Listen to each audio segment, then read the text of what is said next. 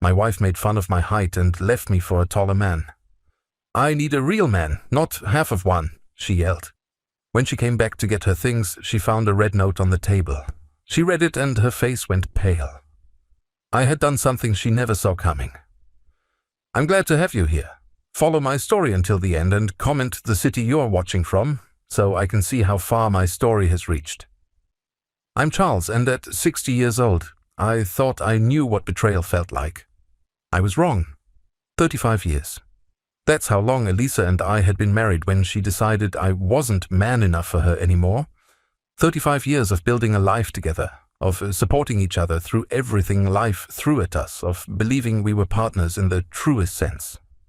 All of that crumbled in a single afternoon when she packed her bags and walked out with words that still echo in my mind like a curse. "I need a real man, not half of one." The venom in her voice when she said it made my chest tighten. We were standing in our kitchen, the same kitchen where we'd shared thousands of meals, where she used to laugh at my terrible jokes, where she once told me height didn't matter because love was bigger than any physical trait. That woman felt like a stranger now. "Charles, look at yourself," she continued, her arms crossed, eyes cold as winter. "You're 5'6". You've always been 5'6", but somehow I convinced myself it didn't matter. Well, I'm done pretending." I stood there in silence, watching the woman I'd loved for more than half my life tear me apart with surgical precision.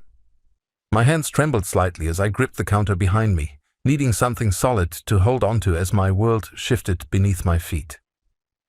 "You walk into a room and disappear," she said, her voice gaining momentum like she'd been rehearsing this speech. "When we're out together, people look right through you. Do you know how embarrassing that is for me? Do you know what it's like being married to someone who has to look up at everyone?" Each word felt like a physical blow.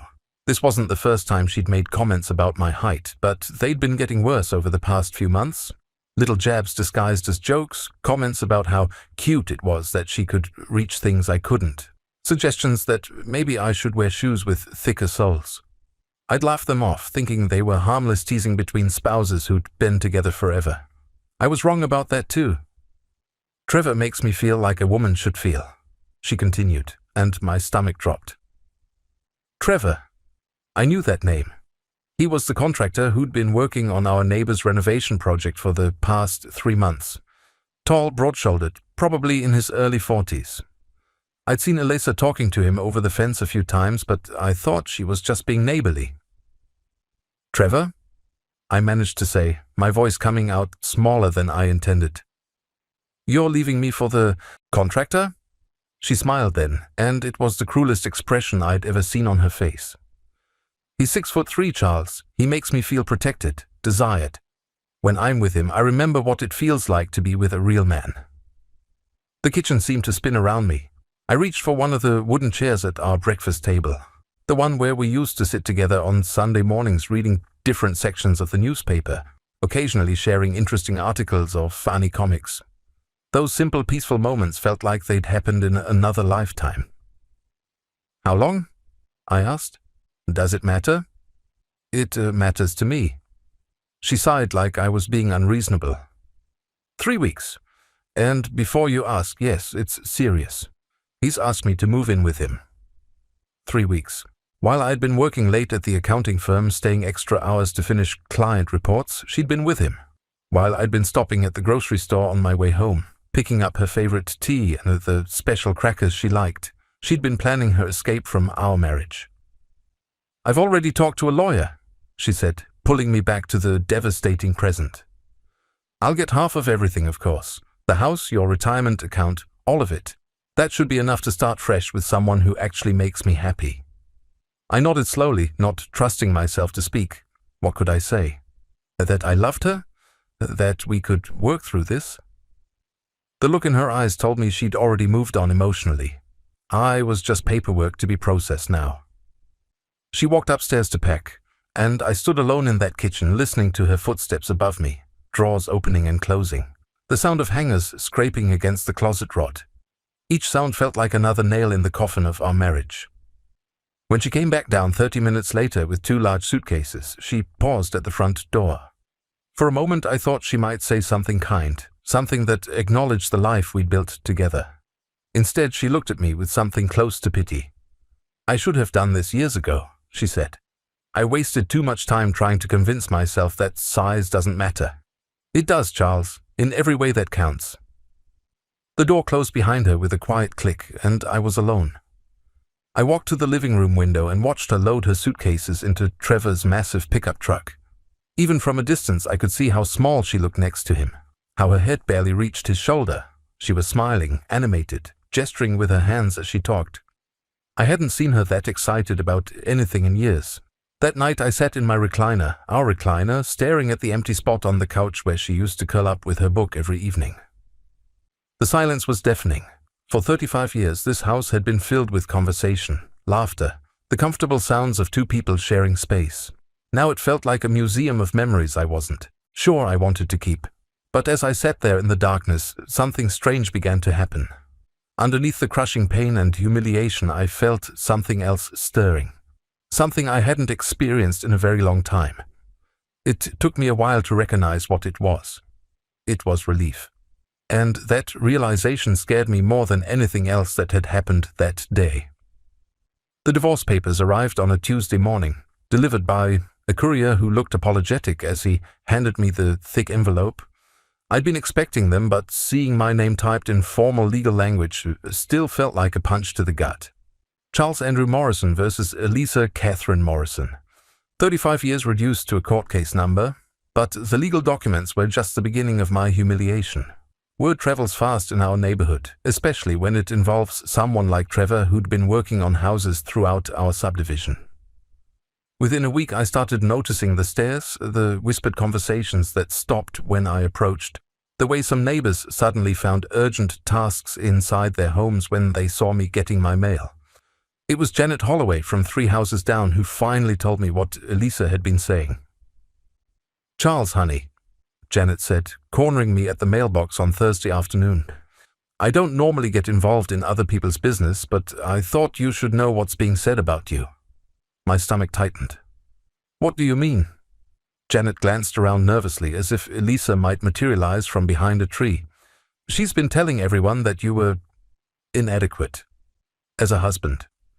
She's saying that's why she had to find someone else, that you couldn't satisfy her needs as a woman."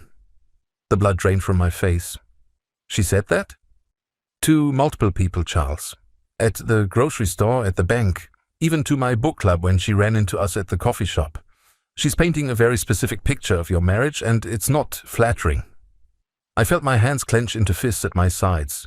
The physical betrayal had been devastating enough, but this systematic destruction of my reputation felt even more cruel. Elisa wasn't content with just leaving me. She was determined to humiliate me publicly. "She also mentioned something about your size," Janet continued, her voice dropping to an uncomfortable whisper. "She said that was part of the problem, that she'd been living a lie for decades, pretending she didn't mind being married to someone so much smaller than her." I closed my eyes, feeling the weight of every conversation I'd have to endure, every knowing look, every whispered comment behind my back. In a small community like ours, reputation mattered. Elisa knew exactly what she was doing. "I'm sorry, Charles. I just thought you should know what you're dealing with." That evening, I called my brother David in Chicago. We hadn't spoken in months, but I needed to hear a familiar voice, someone who knew me before all this happened. "She's telling people what?" David's voice rose an octave through the phone. "Charles, that's character assassination. You can't just let her destroy your reputation like that." "What am I supposed to do? Go door to door defending myself?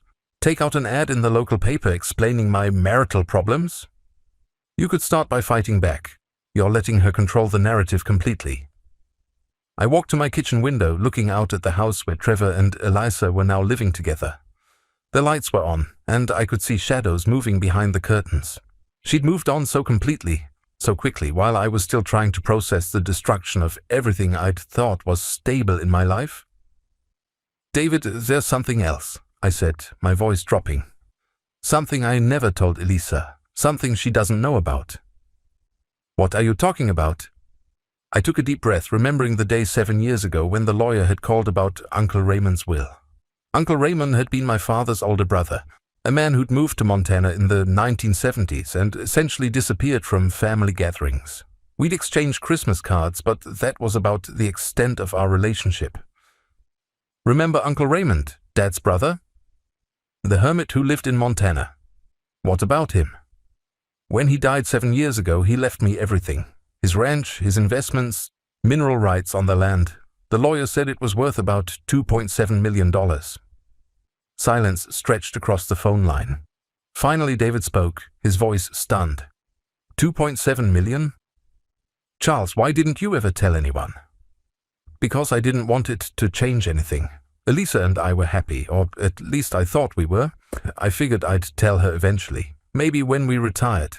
The money was just sitting there, invested, growing. I never touched it. Please tell me it's not in joint accounts. No, it's all in my name only. Uncle Raymond's will was very specific about that. Everything had to remain in the beneficiary's sole name for tax purposes. David let out a low whistle. So Elisa has no idea she just walked away from millions? None. She thinks she's getting half of my savings account, half the house, half my pension. She has no clue about the Montana properties or the investment portfolio. Charles, this changes everything. She can't claim what she doesn't know exists. That night I sat down at my computer and began typing. Not an angry letter, not an emotional plea. Instead, I crafted something much more powerful.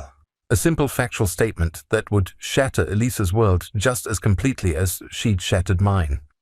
The note was brief, direct, and devastating in its simplicity. I printed it on plain white paper, folded it carefully, and placed it on the kitchen table where she'd be sure to see it when she came to collect the rest of her belongings. As I climbed the stairs to bed that night, I felt something I hadn't experienced in weeks, a sense of control returning to my life. Elisa thought she held all the cards, thought she'd planned the perfect escape from our marriage. She had no idea that the man she dismissed as inadequate, the husband she'd publicly humiliated as being not enough, had been quietly sitting on a fortune that would have secured both of our futures. But that was when she still deserved to know. Now she was about to learn what real consequences looked like. I folded the note one more time, smoothed the edges, and placed it exactly where she'd find it. Tomorrow, when she came for her grandmother's china and the photo albums she'd forgotten in her rush to start her new life, she'd discover that some secrets are more valuable than others, and some mistakes can't be undone. Elisa came back on Saturday morning, just as I'd expected she would. I watched from my upstairs bedroom window as Trevor's truck pulled into our driveway, the engine rumbling like some mechanical beast marking its territory. She stepped out wearing clothes I'd never seen before. A flowing red dress that made her look younger, more vibrant than she'd appeared in years. Trevor stayed in the truck, engine running, clearly expecting this to be a quick retrieval mission. She still had her key, of course. I heard the front door open, heard her heels clicking against the hardwood floors we'd installed together 15 years ago during that ambitious weekend renovation project. Back then we'd laughed as we struggled with the nail gun, celebrated each completed row with cheap wine and take-out pizza. The memory felt like it belonged to different people. From my position at the top of the stairs, I could hear her moving through the house with the efficiency of someone following a mental checklist. Living room first, properly collecting the decorative items she'd inherited from her mother. Then the dining room for her grandmother's china set, the one she'd insisted on using for every holiday dinner, despite my protest that it was too valuable for regular use. I knew the exact moment she found the note. The sounds stopped abruptly, replaced by a silence so complete I could hear my own heartbeat. Then came the sharp intake of breath, followed by the rustle of paper being unfolded. The note was simple, written in my neat accountant's handwriting on crisp white stationery. Elisa, you said I was half a man who could never provide for you the way a real man could. You told our neighbors I was inadequate in every way that mattered. You painted me as a failure who held you back from the life you deserved. You were wrong about many things, but you were especially wrong about my ability to provide. 7 years ago, my Uncle Raymond passed away and left me his entire estate in Montana. The ranch spans 8,000 acres, with mineral rights included. The property is currently valued at $1.9 million. His investment portfolio, which I've been managing conservatively, is worth an additional $800,000. There are also oil leases on the northern portion of the land that generate approximately $40,000 annually in passive income. You never knew about this inheritance because I wanted our marriage to be about love, not money. I planned to tell you when we retired, thinking we'd spend our golden years traveling and enjoying the security together. Instead, you chose to leave me for a man you believe can offer you more than I ever could. Since you've made it clear that material provision is what matters most to you, I thought you should know exactly what you walked away from. The entire inheritance remains solely in my name, as specified in Uncle Raymond's will for tax purposes. Montana is not a community property state, and inherited assets received during marriage remain separate property unless explicitly commingled. You will receive exactly what you knew about when you left. Half of our joint savings, $4,200. Half the value of this house, approximately $67,000. And half of my pension, valued at roughly $120,000. The $2.7 million inheritance you never knew existed will remain mine alone. I hope Trevor's 6'3" frame provides the security you were looking for. Charles. The silence stretched on for what felt like hours, but was probably only minutes. Then I heard something I'd never heard from Elisa in 35 years of marriage. A sound somewhere between a gasp and a sob, raw and broken. Paper crumpled. Footsteps rushed toward the kitchen. I heard cabinet doors slamming open, the sound of her searching through drawers frantically. She was looking for something. Anything that might contradict what she'd just read. No, no, no, no, no.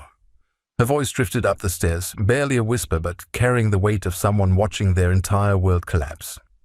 More footsteps, faster now, heading toward the home office where I kept important papers. I heard her rifling through files, probably looking for bank statements or legal documents that might prove the note was some kind of cruel joke. But she wouldn't find anything. I'd been meticulous about keeping Uncle Raymond's inheritance completely separate from our joint finances. The front door slammed. Through my bedroom window, I watched her stumble toward Trevor's truck, the red note clutched in her trembling hand. Even from a distance, I could see that her face had gone pale. All the confidence and satisfaction from earlier completely drained away. Trevor rolled down his window as she approached, probably expecting to hear about what valuable items she'd recovered.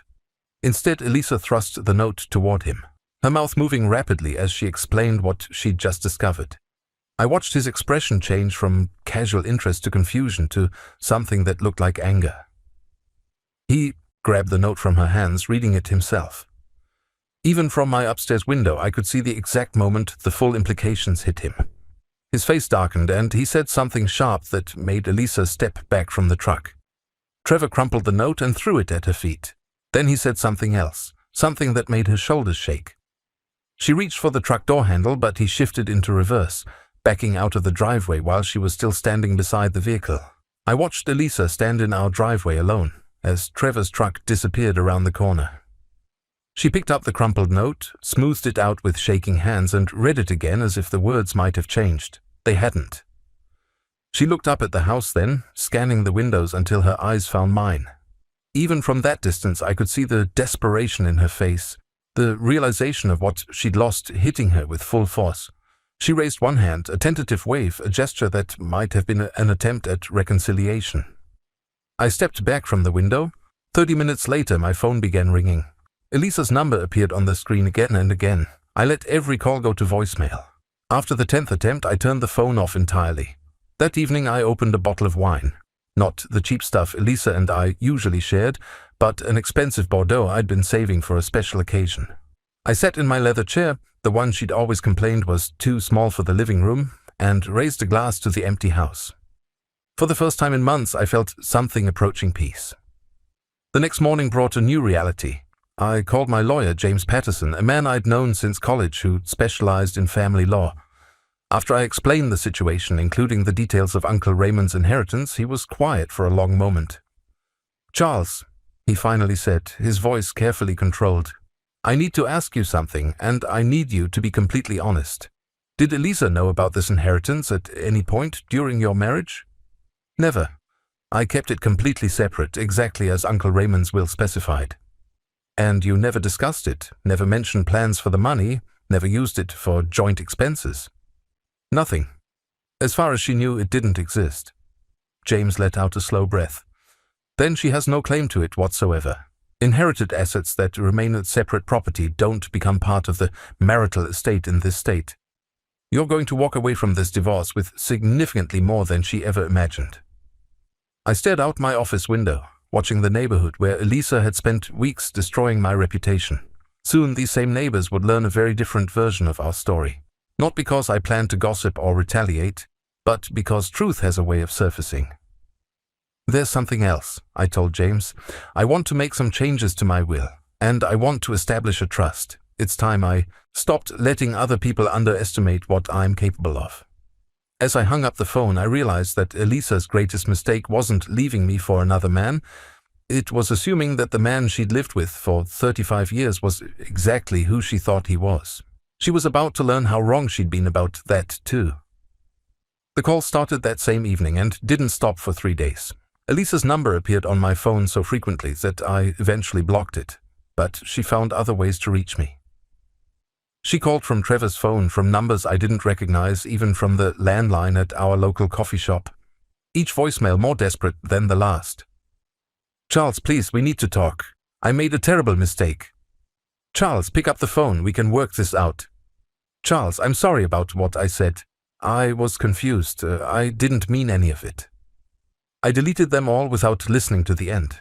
It was my neighbor Janet who told me what was really happening across the street at Trevor's house. She knocked on my door Tuesday evening, her face a mixture of concern and poorly concealed curiosity. "Charles, honey, I hope you don't mind me asking, but is Alexa okay? There's been quite a lot of drama over at Trevor's place the last few days." I invited her in for coffee, genuinely curious about what she'd observed. Janet had always been the neighborhood's unofficial information network, and her front window provided a perfect view of Trevor's property. "Sunday night there was a lot of shouting," she said, settling into the kitchen chair where Elisa used to sit for our morning conversations. "Trevor was outside on his front porch yelling at someone on the phone. I couldn't make out all the words, but I definitely heard him say something about being lied to and gold digging." I poured Janet's coffee, keeping my expression carefully neutral. "That sounds unpleasant." Monday morning I saw Elisa carrying suitcases out to her car. She looked like she'd been crying, but the strange thing is she didn't drive away. She just sat in her car in his driveway for hours, like she was waiting for something. The picture Janet painted became clearer as she continued. Trevor had apparently discovered that his new girlfriend wasn't the financially secure divorcee she'd implied she would be. When Elisa showed him my note explaining that she'd just walked away from millions of dollars to be with him, Trevor's enthusiasm for their relationship had evaporated instantly. "He told her she was an idiot," Janet continued, lowering her voice as if Trevor might somehow overhear. "I was watering my front garden when I heard him say, 'You left a millionaire for me. Lady, I can barely afford my truck payments. What exactly did you think I was going to do for you?' According to Janet, Trevor had made his intentions clear from the beginning. He'd been attracted to Elisa partly because she seemed financially stable, a woman who could contribute equally to a relationship. The idea of supporting someone else, especially someone who'd made such a catastrophically poor decision, held no appeal for him. "She's been staying at that motel on Highway 12, Janet said. "I saw her car there yesterday when I drove past. The Pineview Inn, you know the one." I knew it.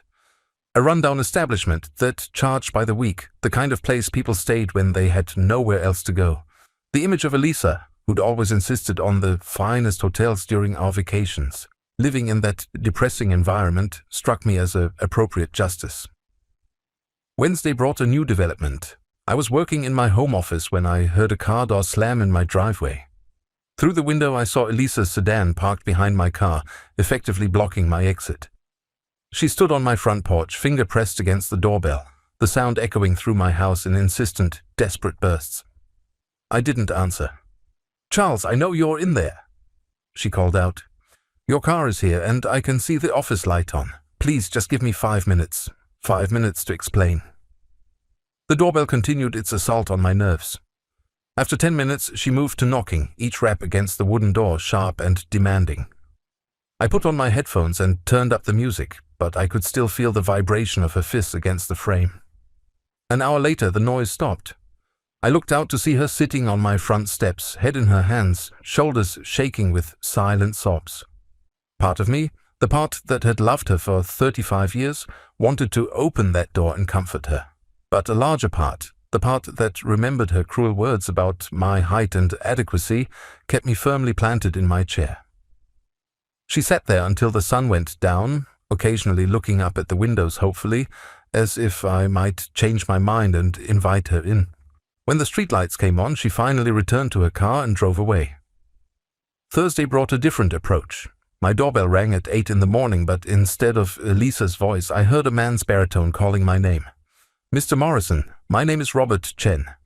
I'm an attorney representing your wife. She's asked me to facilitate a conversation between you two." I opened the door to find a well-dressed man in his 40s holding a briefcase and wearing an expression of professional patience. Behind him, sitting in a black sedan with tinted windows, I could just make out Elisa's silhouette. "I'm not interested in any conversations," I told him. Mrs. Morrison made her feelings about our marriage very clear when she left. The divorce proceedings can continue through proper legal channels. "Mr. Morrison, I understand there may have been some misunderstandings about marital assets. Perhaps we could discuss an arrangement that would be more equitable for both parties." The word equitable almost made me laugh. Elisa had hired a lawyer to try to get her hands on Uncle Raymond's inheritance. She still believed she could manipulate her way back into wealth, even after destroying our marriage and humiliating me publicly. "There are no marital assets to discuss beyond what was already disclosed," I said calmly. "Anything else Mrs. Morrison believes exists is mistaken information." Robert Chen glanced back toward the sedan, then returned his attention to me. "Mr. Morrison, your wife is prepared to withdraw her statements about your marriage. She's willing to publicly apologize for any damage to your reputation and work toward reconciliation." "For a percentage of the inheritance?" His slight pause told me everything I needed to know. "She's willing to discuss terms that would be fair to both parties." I looked past him toward the sedan where Elisa waited. Even through the tinted glass, I could feel her desperation radiating outward like heat from a fire.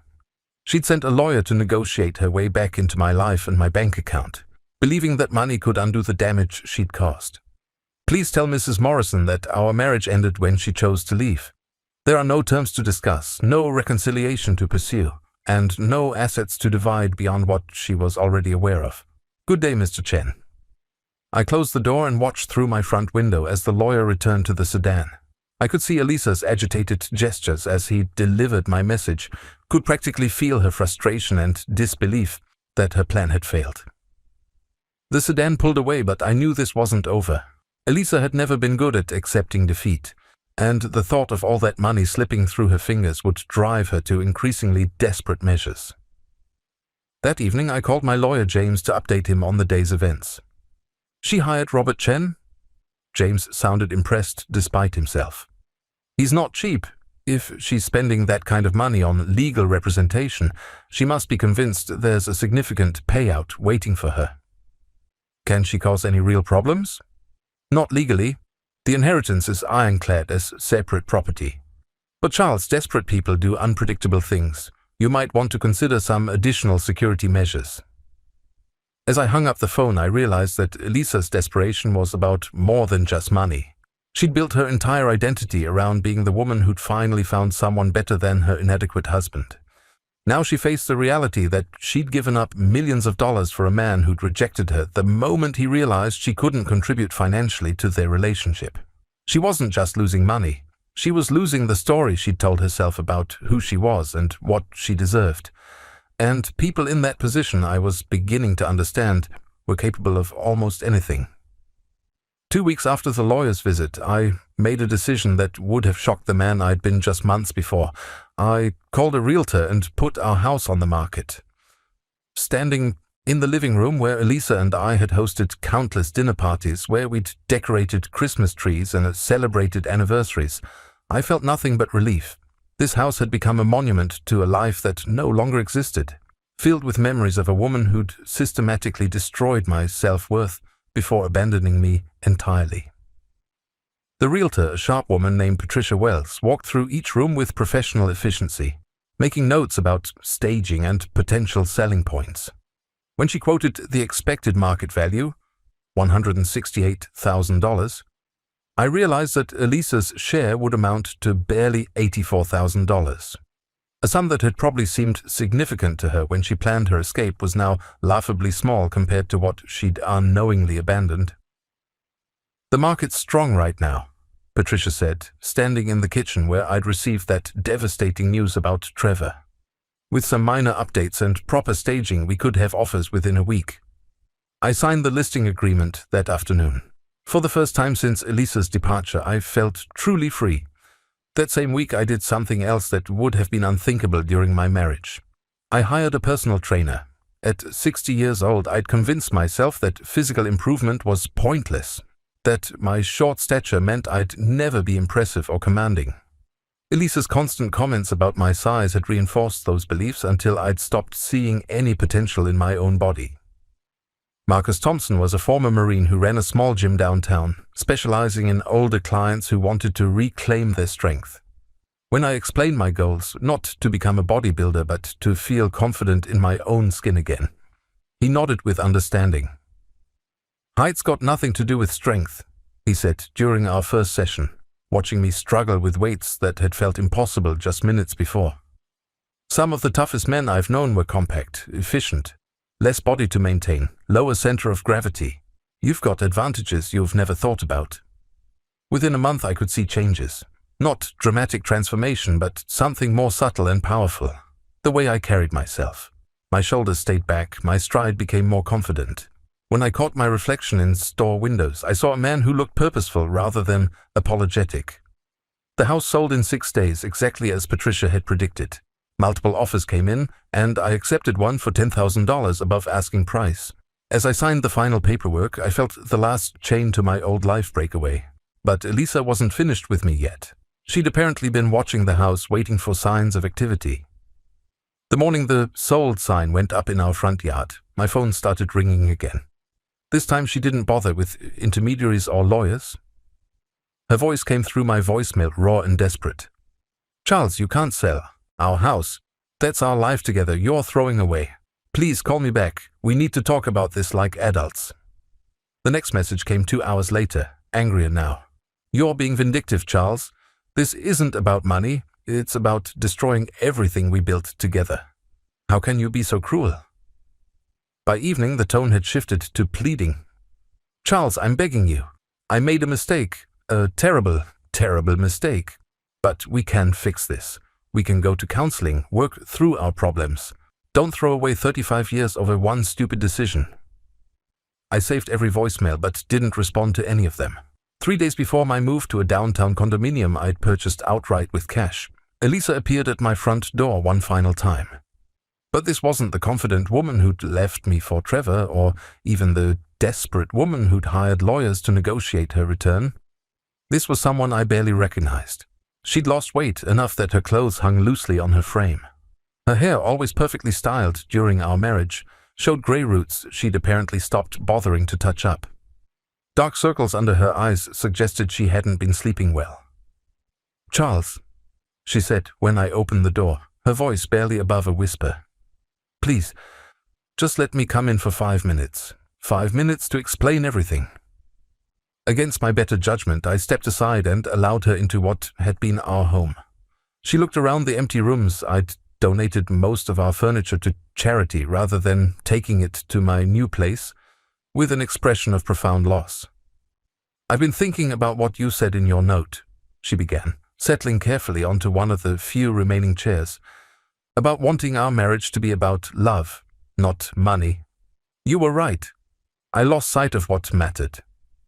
I remained standing, arms crossed, maintaining physical and emotional distance.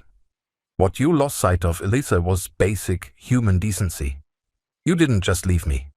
You tried to destroy my reputation on your way out." She winced, looking down at her hands. "I was angry. I felt trapped, like I'd wasted years of my life. But I was wrong about you, Charles. I was wrong about everything. You were wrong about a lot of things, but you weren't wrong about one thing. You did waste years of your life. You wasted them being married to someone you clearly despised." "I didn't despise you," she said quickly. I don't know how to explain it. I felt invisible next to you. When we went out together, people would look right through us. I started to blame you for that, like it was your fault that we weren't an impressive couple. The honesty was surprising, but it came too late. So you decided to find someone who made you feel impressive. Trevor made me feel noticed, she admitted. When I was with him, people stared. Other women looked jealous. For the first time in years, I felt like I was someone worth looking at. And how did that work out for you? Her composure cracked then. He threw me out the same day I showed him your note. Said he wasn't interested in supporting someone else's financial mistakes. He called me pathetic, Charles. Said I was an idiot for leaving a millionaire for a contractor with debt problems. The vindication felt hollow. I'd spent weeks imagining this moment, when Elisa would realize the full scope of her error. But seeing her broken didn't bring the satisfaction I'd expected. I'm staying at the Pineview Inn, she continued, tears starting to fall. Do you know what it's like there, Charles? The walls are thin, the heat barely works, and I can hear everything that happens in the rooms next to mine. I lie awake at night listening to other people's problems and wondering how I destroyed my entire life in 3 weeks. You destroyed your life the moment you decided I wasn't enough for you. But I could come back, she said desperately. We could start over.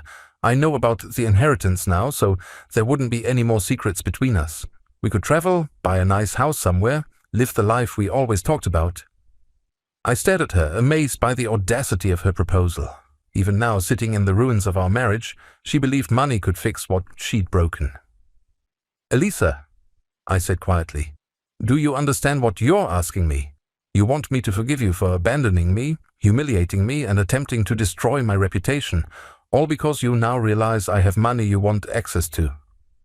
It's not about the money, she protested, but we both knew she was lying. If I were still the man you thought I was, the inadequate husband with modest savings and a small pension, would you be here right now asking for reconciliation? Her silence answered the question. I walked to the front door and opened it. Goodbye, Elisa. I hope you find whatever it is you're really looking for. She sat in that chair for another few minutes, crying quietly, before finally gathering herself and walking toward the door. At the threshold, she turned back one last time. Charles, I know I don't deserve your forgiveness, but I need you to know that losing you was the biggest mistake of my life. No, I said gently. Your biggest mistake was never recognizing what you had in the first place. After she left, I stood in my empty house and realized something profound had shifted inside me. I no longer felt angry or hurt or vindictive. I felt free. Free from her expectations, her criticisms, her need for me to be someone I wasn't. For the first time in decades, I was excited about my future. 6 months after the divorce was finalized, I stood on the deck of my new home overlooking Lake Tahoe, watching the morning sun paint the water gold. The mountain air filled my lungs as I sipped coffee from a mug I'd chosen myself, in a house I'd bought with my own money, surrounded by silence that felt like peace rather than loneliness. The lake house had been an impulse purchase, something the old Charles would never have considered. But the new Charles, the man who discovered he was worth nearly $3 million, had walked through the property once and known it was where he belonged. Not because it was expensive or impressive, but because it felt like home in a way our suburban house never had. My phone buzzed with a text from Marcus, my trainer, confirming our afternoon session. At 60 years old, I was in the best shape of my adult life. Not because I was trying to prove anything to Elisa or anyone else, but because I'd finally learned to invest in myself. The man who stared back at me from mirrors now stood straight, moved with confidence, and looked comfortable in his own skin regardless of his height. The divorce settlement had been exactly what I'd outlined in that red note. Elisa received her half of the house sale, $84,000, plus her portion of our joint savings and my pension. In total, she walked away with just under $200,000, a respectable sum for starting over, but a fraction of what she'd given up when she chose Trevor's height over my devotion. I'd heard through neighborhood gossip that she'd moved to Phoenix, supposedly to be closer to a sister she'd barely spoken to in years. The Pineview Inn had been a temporary stop before she found a small apartment and took a job at a hotel reception desk. For a woman who'd never worked outside our home during our marriage, the adjustment had apparently been difficult. I felt no satisfaction in her struggles, but I felt no guilt either. She'd made her choices with clear eyes and cruel words. The consequences were hers to bear. My own transformation had surprised everyone who knew me, including myself. The inheritance from Uncle Raymond had done more than secure my financial future. It had given me permission to become the man I'd always been underneath the layers of self-doubt and accommodation. I'd started traveling, something Elisa had always claimed to want, but somehow never found time for when the opportunity arose. Last month, I'd spent 2 weeks in Ireland, walking through countryside that looked like paintings and talking with locals who cared nothing about my height or marital status. They saw me as an interesting American with good stories and a willingness to buy rounds at the pub. Before that, I'd taken a photography workshop in Santa Fe, discovering I had an eye for capturing landscapes. My instructor, a woman named Sarah, who was exactly my height and radiated the kind of confidence I was still learning, had complimented my work without qualification or surprise. When I mentioned I'd never considered myself artistic, she'd looked genuinely puzzled. "Why not?" she'd asked. "You see things differently than the tall photographers in class. Your perspective is unique, more intimate. That's valuable." It was the first time in years anyone had suggested my physical stature might be an advantage rather than a limitation. I'd also reconnected with my brother David, who'd driven out from Chicago to see my new place. He'd walked through the lake house with undisguised amazement, not at the luxury but at the transformation he saw in me. "I was worried about you after Elisa left," he'd admitted over dinner on my deck. "I thought you might fall apart completely. Instead, you're thriving in a way I've never seen before." "I think I was falling apart for years," I'd replied. "Losing Elisa just forced me to put myself back together properly this time." The most surprising development had been romantic. I wasn't looking for love, hadn't even considered dating after 35 years of marriage, but somehow it found me anyway. Her name was Catherine, a widowed professor of literature who'd moved to the lake area to write the novel she'd always planned but never started. We'd met at a bookstore coffee shop where I'd become a regular, and our conversations had gradually evolved from casual chats about books to long discussions about life, loss, and unexpected second chances. Catherine was 58, graceful without being delicate, and possessed the kind of intelligence that made every conversation feel like a discovery. She was also 5'4", which meant we looked directly into each other's eyes when we talked. After months of connection, she'd mentioned casually that she appreciated not having to crane her neck to kiss someone. "I dated a man who was 6'2" once," she'd said. "Lovely person, but I got a crick in my neck every time we were affectionate. Physical compatibility matters more than people admit." We weren't rushing into anything serious. Both of us had learned the value of taking time to truly know someone, but I was rediscovering what it felt like to be appreciated for exactly who I was. The legal proceedings had wrapped up cleanly, with no last-minute attempts by Elisa to claim additional assets. Her lawyer had apparently advised her that pursuing Uncle Raymond's inheritance would be expensive and futile, given the clear documentation of its status as separate property. She'd signed the final papers without comment, accepting her portion of our shared life and walking away. I'd kept one item from our marriage, a photograph of us from our honeymoon in Napa Valley, both of us young and genuinely happy. Not because I missed those days, but because they reminded me that I was capable of love and joy, even when I'd forgotten how to access those feelings. That afternoon, as I prepared to drive into town for my training session with Marcus, my phone rang. David's name appeared on the screen, and I answered with the easy warmth that had returned to my voice over these months of transformation. "Charles, I have some news," he said without preamble. "Elisa called me yesterday." My stomach tightened slightly, but not with the old anxiety. "What did she want?" "She wanted to know if you were seeing anyone. Apparently someone she knows in Phoenix mentioned seeing photos on social media of you with a woman at some bookstore event." I smiled, remembering the reading Catherine and I had attended last week, where a local photographer had captured candid shots of the audience. We'd been sitting close together, her hand resting naturally on my arm, both of us genuinely engaged with the author's presentation. If someone had posted those photos online, they would have shown two people comfortable with each other in a way that was unmistakable. "What did you tell her?" "I told her the truth. that you seemed happier than I'd seen you in decades, and that whoever you were spending time with was clearly good for you. How did she react? David was quiet for a moment. She cried, Charles. She said she'd been hoping you were miserable without her, that you'd realize you needed her back. Finding out you'd moved on completely was apparently harder than she'd expected. I felt a brief flicker of something that might have been sympathy, but it passed quickly. She had her chance to be part of my happiness, David. She chose to try to destroy it instead. I know. I just thought you should be prepared in case she tries to contact you again. She won't, I said with certainty. Elisa only fights battles she thinks she can win. She's lost this one. After I hung up, I stood on my deck one more time, looking out at the lake that reflected the mountains and sky in perfect clarity. At 60 years old, I'd discovered something remarkable. The life I'd always been meant to live had been waiting for me all along, hidden underneath years of trying to be the man someone else needed me to be. I was 5'6", financially secure, physically strong, intellectually curious, and emotionally available. For the first time in decades, that felt like more than enough. It felt like everything I needed to be completely, authentically happy. As I drove toward town, passing the small resort where Catherine was staying while she worked on her novel, I realized that Uncle Raymond's greatest gift hadn't been the money or the property. It had been the freedom to finally become myself. The man Elisa had dismissed as half a man had turned out to be exactly the right size for the life he was meant to live.